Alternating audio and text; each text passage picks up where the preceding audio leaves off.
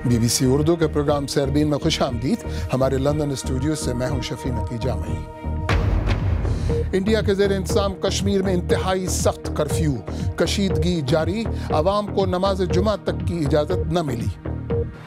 We are going to build a great border wall. America में Donald Trump की सदारती election के लिए बाज़ाब्ता नामजदगी। डोनाल्ड ट्रंप का पूरी दुनिया के मुकाबले में सिर्फ अमेरिका पर तवज्जो देने का ऐलान। और क्लासिकी गायक राहत फतेह अली खां की राय में उनके कौन से गीत ने सारे रिकॉर्ड तोड़े, उनका खुसूसी इंटरव्यू भी सरबीन का हिस्सा है। भारत के ज़ेर इंतज़ाम कश्मीर में अलहदगी पसंद जमातों ने आम शहरियों की हलाकत के खिलाफ एहतजाज के लिए पीर तक हड़ताल की कॉल दी थी। इसी के पेश नज़र आज वादी के तमाम अजला में सख्त कर्फ्यू नाफिज था। कश्मीर के जनूबी इलाके पुलवामा में कर्फ्यू की खिलाफ वर्जी करने पर सिक्योरिटी फोर्सेज ने 2 नौजवानों पर गोली भी चलाई, जिनमें से एक की जान गई। कश्मीर में 2 हफ्तों से जारी शोरिश में अब तक 50 अफराद हलाक हो चुके हैं और सैकड़ों जख्मी हैं। वादी में सिक्योरिटी फोर्सेज मुजाहिरीन को मुंतशिर करने के लिए न सिर्फ आम असला बल्कि छर्रे वाली बंदूकें भी इस्तेमाल कर रही हैं, जिससे कई अफराद अपनी बीनाई से महरूम हुए हैं। तफसील के साथ आरिफ शमीम। कश्मीर के अवाम गुज़श्ता 2 हफ्तों से अपने घरों में महसूर हैं। इस सख्त तरीन कर्फ्यू के दौरान हसास इलाकों में गलियों और चंद घरों तक रसाई भी मुमकिन नहीं। अलहदगी पसंद जमातों ने आम शहरियों की हलाकत के खिलाफ एहतजाज के तौर पर पीर तक हड़ताल की कॉल दी थी। आज जुमे की नमाज के बाद एहतजाजी मुजाहिरों के पेश नज़र वादी कश्मीर के तमाम अजला में सख्त तरीन कर्फ्यू नाफिज किया गया और श्रीनगर की जामा मस्जिद और दीगर मसाजिद के गिर्द घेरा तंग था और नमाजियों की रसाई मुमकिन नहीं थी। गुज़श्ता चंद दिनों में सिक्योरिटी फोर्सेज ने मुजाहिरीन को मुंतशिर करने के लिए पैलेट गन यानी छर्रे वाली बंदूक का इस्तेमाल किया, जिस पर शदीद तशवीश का इजहार किया जा रहा है। छर्रे लगने की वजह से कई अफराद की बेनाई को शदीद नुकसान पहुंचा है, जबकि कई हमेशा के लिए बेनाई से महरूम हो गए हैं।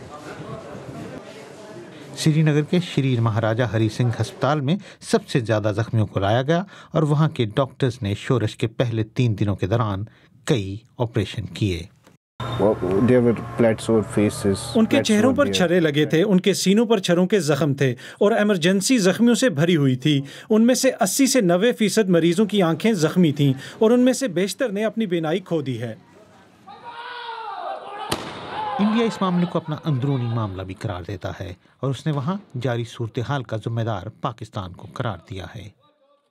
जो कुछ भी हो रहा है वो पूरी तरह से पाक स्पॉन्सर्ड।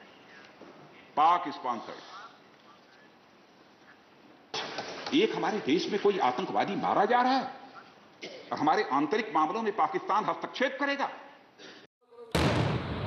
दूसरी जानिब आज पाकिस्तान में वज़ीर आज़म नवाज शरीफ की सरबराही में होने वाले इजलास में इंडिया की जानिब से इसे अंदरूनी मामला करार दिए जाने को कश्मीर के मामले पर अक़वाम मुत्तहिदा की करारदादों की शदीद खिलाफ वर्जी करार दिया गया।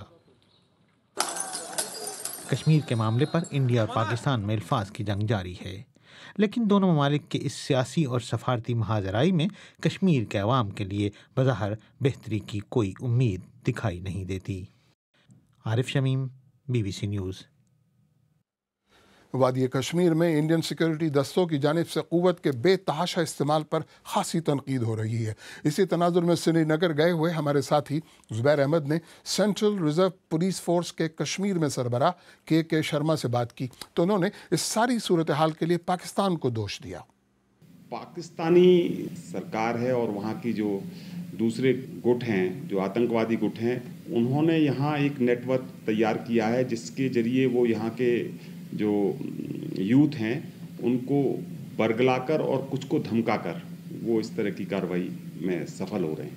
कुछ लोग ये कह रहे हैं दिल्ली में कि ऐसा लगता है कि कई सतह पे फेलियर रहा है प्रशासन का। देखिए, जहाँ तक CRPF का सवाल है, हम यहाँ लॉ एंड ऑर्डर और दूसरी जो इंसर्जेंसी है उसके लिए हैं। इसके बारे में मैं कोई टिप्पणी नहीं कर पाऊँगा कि कहाँ कैसा फेलियर रहा। चलिए CRPF के ही बारे में बात करते हैं। तो ये जो लोग कह रहे हैं कि एक्सेस यूज़ ऑफ फोर्स हुआ है CRPF की तरफ से, उसके बारे में क्या कहेंगे? इस बार सिक्योरिटी फोर्सेस ने मैक्सिमम रेस्ट्रेंट रखा है। आप देख सकते हैं कि सैकड़ों की संख्या में सुरक्षा बल गंभीर रूप से घायल हुए हैं। उसके बावजूद जैसे श्रीनगर हो गया, बडगाम हो गया और दूसरे जो जगह हैं जहां सुरक्षा बल हैं, उनकी जो घायलों की संख्या है वो बहुत बड़ी संख्या है और गंभीर घायल हुए हैं। कितने हैं? लगभग 900 सुरक्षा बल घायल हुए हैं। तो जिसमें से कुछ लोगों को तो हमको दिल्ली भी शिफ्ट करना पड़ा है आंख वगैरह के लिए। कई जगह ऐसा था कि जहां सुरक्षा बल के कार्मिक इंजर्ड हो गए ग्रेनेड वगैरह से, उनको हॉस्पिटल तक लाने के लिए रास्ता रोका गया। तो ऐसे हालातों में कितना रेस्ट्रेंट रखा है, मेरे ख्याल से आप इसको सोच सकते हैं। जो 9 तारीख को क्लैशेस हुए उसमें जो लोग जख्मी हुए हैं, तो कई लोगों का मानना है कि इसमें जो पैलेट्स का इस्तेमाल बहुत ज़्यादा हुआ है, जिसके कारण जो upper part of the body उस पर घायल ज़्यादा हुए हैं लोग और आंखें लोगों की गई हैं। देखिए, ये बहुत दुर्भाग्यपूर्ण है कि हमारे कुछ नौजवान जो कि इस तरह के प्रदर्शन में शामिल थे, उनको चोट लगी है और आंखों को जो नुकसान हुआ है। लेकिन इसमें जो उस समय स्थिति होती है उसका ध्यान रखना बहुत ज़रूरी है कि जब आप इस तरह गोली चलाते हैं और उस समय पत्थर लेने के लिए या कोई झुकता है तो वो भी एक कारण होता है। जैसे कि अब बहुत जख्मियों से मैंने बातें की, तो उसमें एक 9 साल का बच्चा भी था, कुछ एक और बच्ची भी थी छोटी सी, तो वो उसमें शामिल नहीं थे।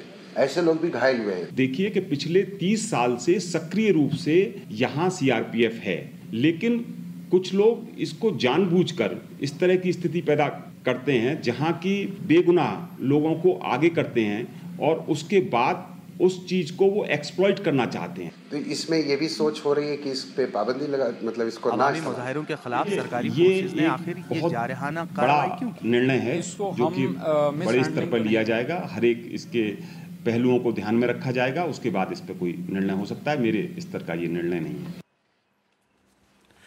सेंट्रल रिजर्व पुलिस फोर्स के कश्मीर में सरबराह के शर्मा जुबैर अहमद से बात कर रहे थे। अब कुछ दीगर अहम खबरों पर भी एक नज़र।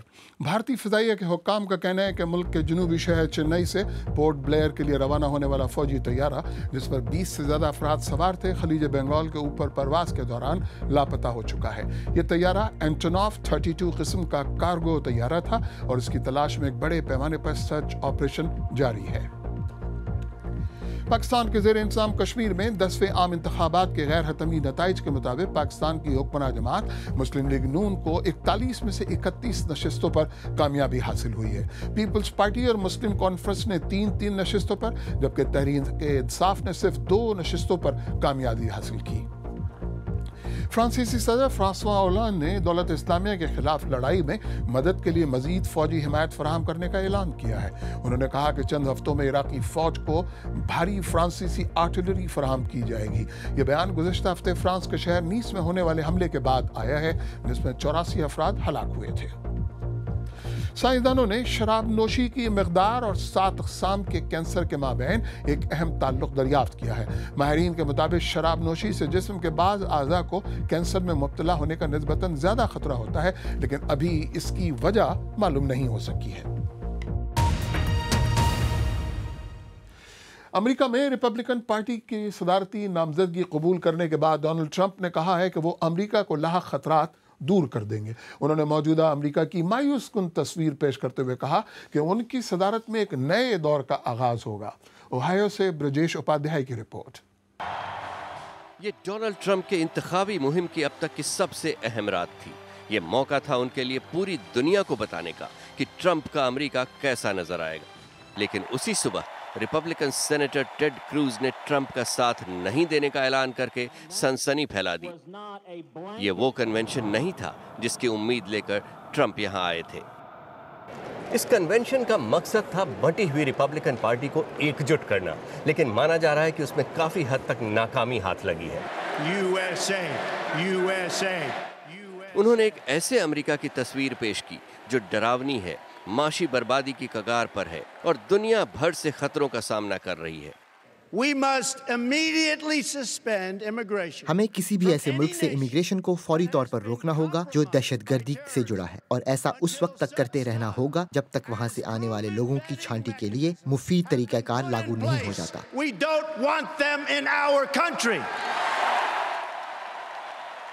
सियासी तौर पर अनाड़ी समझे जाने वाले ट्रंप से किसी को उम्मीद नहीं थी कि वो इस ऊंचाई तक पहुंचेंगे, लेकिन अब माना जा रहा है कि नवंबर में वो जीतें या हारें, अमेरिकी सियासत को जिस तरह से उन्होंने झकझोरा है उसका असर बरसों तक रहेगा।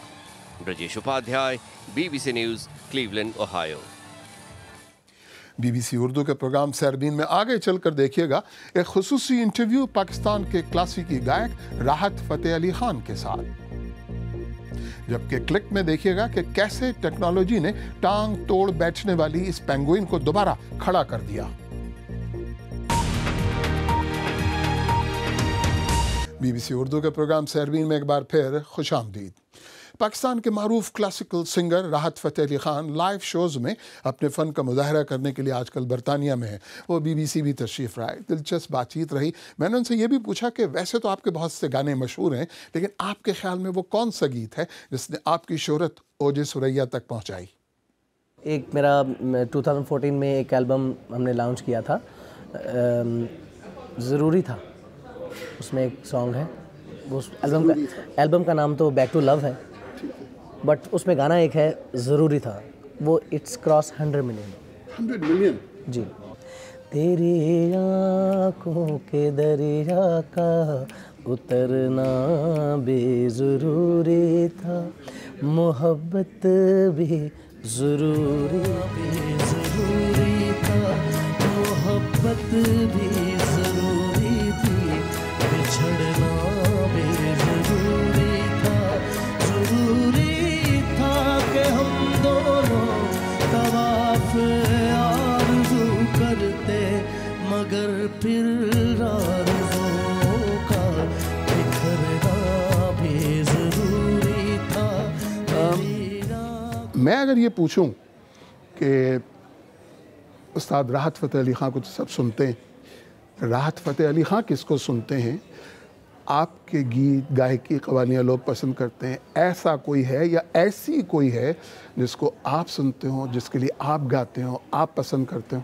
मैं मदहा हूँ फीमेल गायकी में मैडम जी नूरजहाँ का और मैडम लता जी का, और मैं जिसके लिए गाता हूँ, जो लड़की है वो मेरी वाइफ है और मेरी बेटी है। ये तो हो गई फीमेल्स।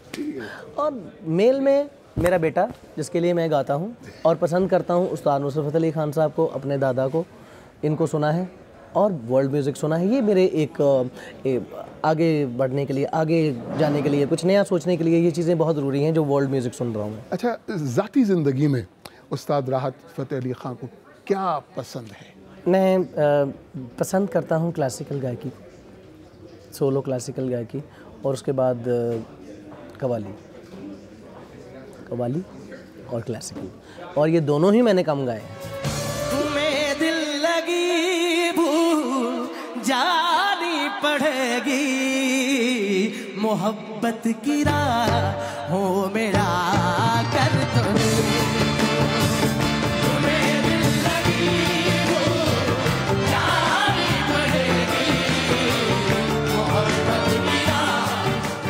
खेलों में दिलचस्पी है? जी हाँ, मैं क्रिकेट बचपन से खेलते आए। जी हाँ। बॉलर या बैट्समैन? दोनों, तीनों। फील्डर भी अच्छा, कैच भी कोई नहीं छोड़ा, और लेग ब्रेक भी गजबनाक की हुई है। क्रिकेट पसंद? यस सर, और 50 के करीब हर मैच में रन बना लेता था, 50 से कम नहीं।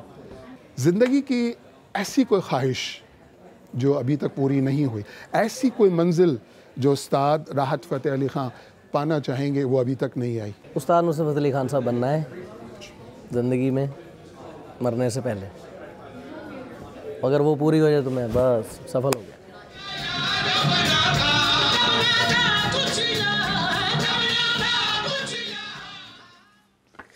आइए देखते हैं कि हमारी वेबसाइट bbcurdu.com पर आपकी दिलचस्पी किन खबरों में है।